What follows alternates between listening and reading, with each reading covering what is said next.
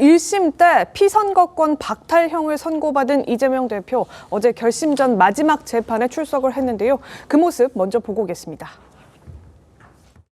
조만간 결심 공판 앞두고 말씀만 부탁드리겠습니다. 어쨌든 결심 공판은 그대로 진행이 되는데 위헌법률 심판 제청한 건 어떻게 될 거라 보십니까?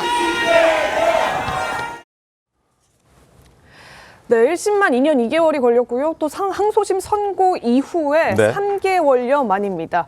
다음 주 양형증인 신문과 또 결심이 남아있긴 한데 사실상 심리가 끝나게 되면서 징역 1년, 집행유예 2년 이 1심 결과를 지금 뒤집을 수 있을지에 관심이 쏠리고 있죠. 이재명 대표는 일단 자신감을 보이는 분위기입니다. 이재명 대표 선거법 2심에 대해서 낙관한다 이런 답을 했는데요.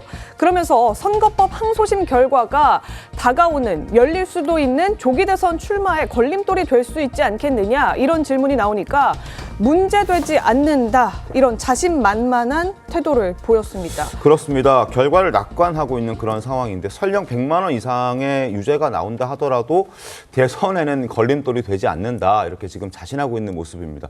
과연 2심 판결이 나오더라도 이런 분위기가 이어질 수 있을지 그 부분을 저희가 한번 얘기를 해볼 텐데요. 어떻게 보십니까? 김재원 최고께서는 충분히 영향을 좀 받지 않을까요? 어떻게 보십니까? 일단 이재명 대표는 당연히 그렇게 이야기하겠죠.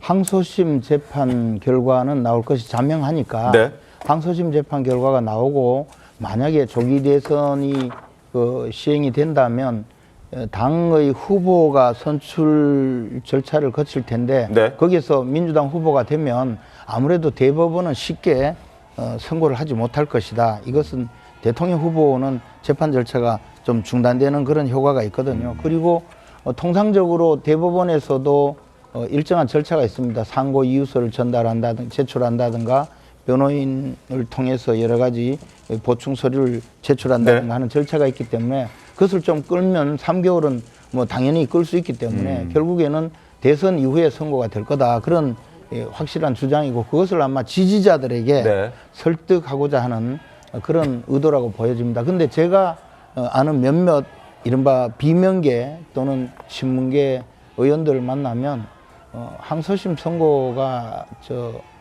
발표가 되고 항소심이 당선 무효이 되면 민주당 내부가 뒤집어질 거다 또 이렇게 주장하는 분들도 있습니다. 제가 민주당 내부를 뭐 정확하게 알 수는 없지만 이재명 대표가 워낙 하늘처럼 받들어지고 또 어버이 수령처럼 민주당의 아버지라고 하는 분도 있으니까 아무래도 장악력이 좀 강하다. 그렇게 본다면 이재명 대표가 항소심에서 당선 무효형을 받더라도 그냥 뭉개고 갈 수 있지 않을까 저는 그렇게 추측합니다. 뭐 그렇게 이재명 대표는 끌고 가고 싶긴 할 텐데 지금 지적해 주셨던 대로 비명계나 친문계 의원들에서는 2심 결과가 만약에 당선 무효형이 나온다면 아마 가만히 있지는 않을 것이다라는 분위기는 감지가 되고 있는 것 같습니다. 어찌됐든 이재명 대표는 그럼에도 불구하고 자신감을 내비치고 있고 여러 가지 목소리들을 내고 있는데 과거 김어준 씨 유튜브 나가서 이런 얘기도 했습니다. 들어보겠습니다. 공신법 2심은 아마 3월에 나올 것 같고 그러면 대법 판결이 2달 내에 나올 것 같지는 않으니 그건 불가능합니다. 그거는 불가능하죠. 그거는 그 형사소송법 절차 때문에 불가능해요. 국민적 상식에 어긋나는 그 결론을 내는 경우를 저는 손가락으로 꼽을 정도예요. 수십 년 재판을 했는데. 자, 저렇게 얘기를 하고 있습니다. 화면 함께 보겠습니다. 대법원 최종심만 남아온 그런 상황인데요. 일단 대법원 최종심만 나지 않는다면 헌재에서 지금 다쳐보겠다 이런 계산으로 보여지긴 한데 이게 지금 사실 논란이 되고 있는 그런 상황이긴 합니다. 헌법 84조라는 게 있지 않습니까? 설주환 변호사님. 거기에서 지금 대통령이 만약에 된다면 지금 바로 이 부분인데요.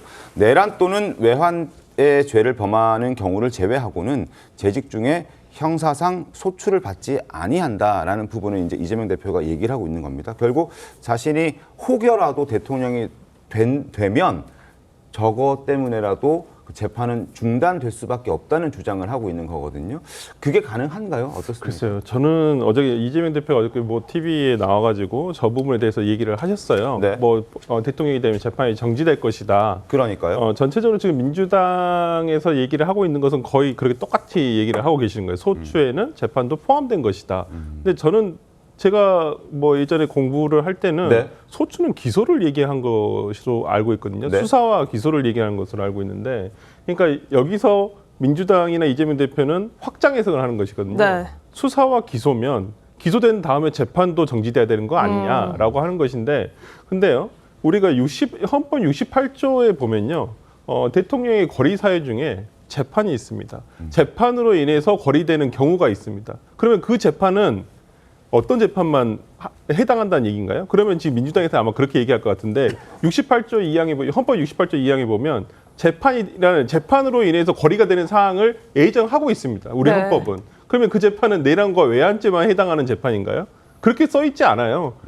헌법에는 그냥 재판이라고만 되어 있습니다. 그렇다고 네. 한다면 이 부분과 관련해 가지고 뭐 제 해석이 아니라 허영 교수님이 작년에 이 논쟁이 벌어졌을 때 해석을 내놓으신 거예요. 재판이란 게 있다. 그렇다고 한다면 이 재판은 대통령도 재판을 받아서 거리가 될 수 있다는 것을 예정하고 있는 것이다라고 돼 있는 거예요. 그래서 진행 중인 재판을 얘기하는 것이다. 네, 그래서 저는 어제 이재명 대표가 마치 소추의 재판이 포함돼서 재판이 당연히 전개된다라고 얘기를 하고 계시는데, 그게 오히려 다수설이라고 얘기하시는데, 저는 다수설인가라는 부분에 대해서는 약간 의문이 있고, 해석의 여지가 남지만은 뭐 이 부분과 관련해 가지고는 지난번 대법원에서도 관계자가 나와서 국회에서 얘기할 때도 정지가 되지 않는다라고 보는 것이 일반적이다라고 얘기한 바도 있습니다. 새로운 재판을 시작하기 좀 어려울 수는 있겠지만 진행되고 있는 재판이 정지되는 건 그렇습니다. 잘못됐다라는 지적이신 거잖아요. 근데 이게 이 소추라는 의미를 재판까지 의미한다는 거 저는 진짜 처음 듣거든요. 네, 지금 이게 이제 이재명 대표 형사법의- 예, 어제 얘기였죠. 예, 그 뭐 하여튼 이재명 대표님이 무슨 말씀이라도 하는 분이니까 그런데 이게 이제 우리가 국가 소추주의, 네. 검사 소추주의, 사인 소추주의 이런 말을 해요. 형사법에. 그러니까 일반 국민들 누구든지 재판을 걸 수 있는 형사 재판을 걸 수 있는 걸 사인 소추주의라 하거든요. 고소를 하면 재판이 넘어가는 것을 사인 소추주의라 해요. 그리고 국가 소추주의는 검사만이 재판이 넘길 수 있는 것. 이 형사 재판을 말하죠. 과거 로마법에서는 사인 소추주의이기 때문에 누구든지 고소장을 내면 재판에 넘어가서 재판에서 가렸거든요. 그것을 사인 소추주의라고, 일반적으로 현대 형사법에서는 국가 소추주의를 채택하기 때문에 개인이 고소를 하더라도 검사가 수사를 해서 그 중에서 일부 혐의가 인정된 사건만 소추를 하는데 그것이 기소예요. 네. 그래서 소추는 당연히 기소를 의미하는 겁니다. 그래서 우리가 이제 소추되지 아니한다는 것은 내란죄와 외환죄 외에는 재판이 넘어가지 않는다는 것이고, 기존에 그런 반대 해석을 하면 재판 중인 사건은 당연히 재판이 된다고 하는 것이 우리가 학교 다닐 때 배운 모든 헌법 교과서에 다 나와 있었어요. 근데 그 후에 일부 학자들이 뭐라고 하냐면, 그러나 대통령이 재판을 받는 것은 국가 위신에 관한 문제이니까 자제해야 된다, 이런 주장은 있었죠. 그러면 이재명 대표가 저렇게 주장하는 것은 아마 또 이러면 이재명 대표의 뜻에 따르는 많은 또 저 좌파학자들이 또 그렇게 주장을 할 겁니다. 그러면 이것을 근거로 해서 만약에 뭐 그럴 가능성은 없다고 보지만 이재명 대표가 정말 대통령이 되면 그런 학설에 근거해서 만약에 대법원에서 재판을 진행하면 이건 위법한 재판을 하고 있다면서 대법관을 탄핵하러 나설 거라고 봅니다. 대법관 몽땅 탄핵을 하더라도 자신의 임기를 보장하기 위한 조치를 할 수는 있겠죠. 뭐 그 정도를 각오하고 하는 말이라고 한다면 가능하지만, 소추가 재판을 의미한다는 것은 완전히 거짓말입니다. 알겠습니다. 대법관 탄핵 뭐 이건 이제 가정을 더한 뭐 개인의 의견이나 생각을 하고요. 그리고 지금 두 분 변호사들, 법조인들께서 이제 이건 절대 있을 수 없는 일이다, 그러니까 재판을 멈춰서는 안 된다는 지적을 해주셨는데, 조윤선 변호사님은 어떤 의견 좀 갖고 계십니까? 저는 좀 생각이 다른데요. 앞서 설정환 변호사님 말씀하신 그 헌법 68조에 나와 있는 재판은 내란죄라든가 외환죄로 기소되는 경우를 저는 한정된다는 말씀을 좀 드리고 싶고요. 네. 그리고 재판상 그 헌법상 그 형사 소추라는 것은 소추가 단순히 기소만 의미한다는 생각이 들진 않고, 보통 검사가 하는 것은 기소뿐만 아니라 공소 유지도 함께 하는 겁니다. 공소 유지라는 것 자체가 형사 재판을 진행을 한다라는 의미로 볼 수가 있죠. 그렇다고 한다면 이 헌법 조문을 해석함에 있어서는 대통령의 임기가 법정으로 정해져 있지 않겠습니까? 헌법에 정해져 있는 임기를 유지하는 것이 일단 대전제이고, 그 임기를 멈추는 것은 우리 헌법에 따른다고 한다면 내란이라든가 외환같이 극단적인 경우만 굉장히 제한적으로 인정이 되고 있죠. 그렇다고 한다면 전체적인 헌법의 취지를 봤을 때 해당 조항을 해석함에 있어서는 기소뿐만 아니라 공소 유지도 포함된다고 보는 것이 저는 타당하다고 보여지고요. 그렇다고 한다면 이재명 대표의 경우에도 마찬가지로 적용이 되어야 된다. 만약 이재명 대표가 대선 후보가 되고 네. 설령 대통령이 된다고 한다면 그런다면 이 관련돼서는 공소 유지를 할 수 없는 상황이 직면할 수밖에 없다. 라는 생각이 들고요. 그렇기 때문에 이재명 대표가 한 말씀 자체는 저는 일리가 있는 주장이 아닌가 생각이 듭니다. 네, 세 분 법조인께서 말씀하셨잖아요. 제가 그 언론인 출신으로 한번 말씀을 보태보겠습니다. 네. 이게 처음 있는 논란이 아닙니다. 2017년 4월 3일에 국민일보가 이런 그 조사를 했었어요. 당시에는 홍준표 후보가 1심에선 유죄, 2심에서 무죄를 받았습니다. 성완종 사건과 관련해서. 근데 만약에 대통령이 당선돼서 대법원 판결이 진행돼야 되느냐 말아야 되느냐에 대해서 10명의 헌법학자에게 물어봤어요. 그 가운데 7명이 이 소추는 재판 진행과는 별개의 사안이니까 재판은 계속 진행돼야 한다고 했는데 놀랍게도 7명의 그 헌법학자 가운데 대부분이 비교적 진보 성향의 헌법 해석을 한 분들이 얘기를 했단 말이에요. 그러니까 지금 상황과는 완전히 다른 거예요.